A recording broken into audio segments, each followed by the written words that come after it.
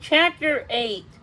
The tunnels were brightly lit, and Sparkle felt herself relax. They wound deeper into the burrows. They passed through different spots and intersecting paths as Sparkle followed the group closely each tunnel. Scooter chatted happily behind her. He was a good distraction. In front of her, Sparkle could see Glitter's pink horn glowing faintly. She felt safe knowing that her friend's strong caring magic was at work. After minutes, the tunnels opened to a huge underground den. The whole room was carved out in dirt, but the floor was lined with soft, fuzzy carpets. Off to one side was sleeping bags. Bags and pillows were arranged on a big circle. Hundreds of lanterns hung from the ceiling, giving the room a warm glow.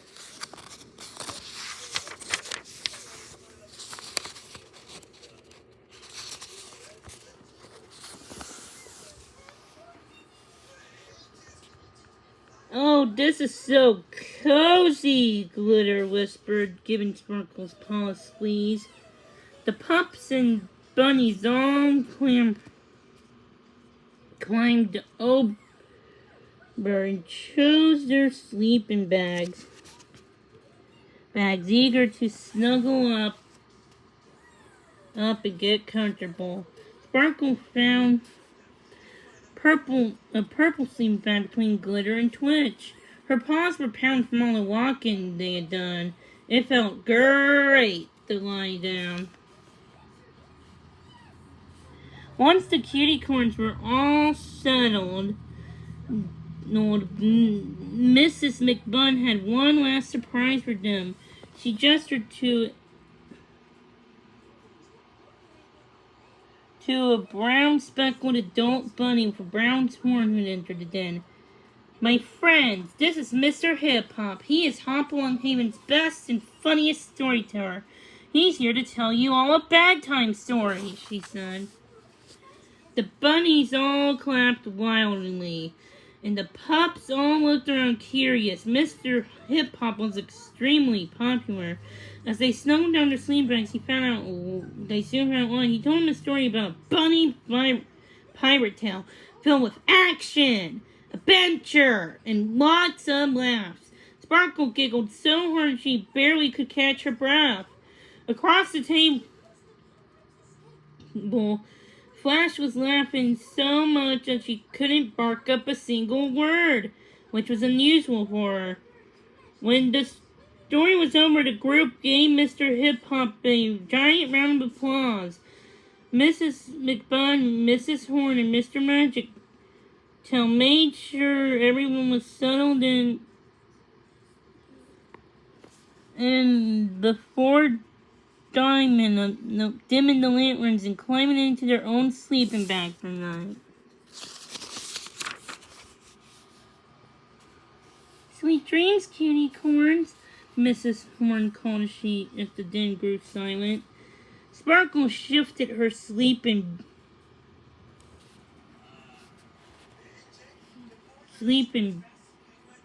bag, listening to the deep breathing of everyone around her. Glitter had drifted off instantly to sleep. Twitch wiggled around for a few moments, and then began to snore softly. Sparkle stared up at the dim lanterns for what felt like gutters. She was doggone tired, but she felt shaky and weak. She began to breathe faster. Now that she knew she was alone with her thoughts in the dark, the one thing she knew for sure, she didn't like being on the ground at all. She started to panic. Sparkle needed some fresh air, and fast. Quietly, she climbed over her paws and tiptoed tiptoed back to the turtle. Luckily, it was still lit with twinkle lights. Sparkle trotted around the turtle, feeling her heart pounding in her chest. She felt so closed in. She needed the big, wide open sky again. Before long, she came to an intersection. Oh no! Sparkle couldn't remember which way led outside. Was it left? Was it right? She thought of it for a minute. She then turned left and began to run as fast as her paws could take her. Up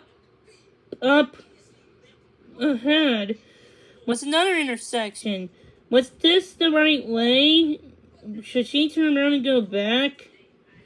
She decided to turn left again, continuing the intersection. There, Sparkle spun around confused. She wasn't sure which turtle she'd even come from. Barking bulldogs, what a mess. She was completely lost and alone. Panic rose in her throat. Her eyes filled with tears as she let out a scream.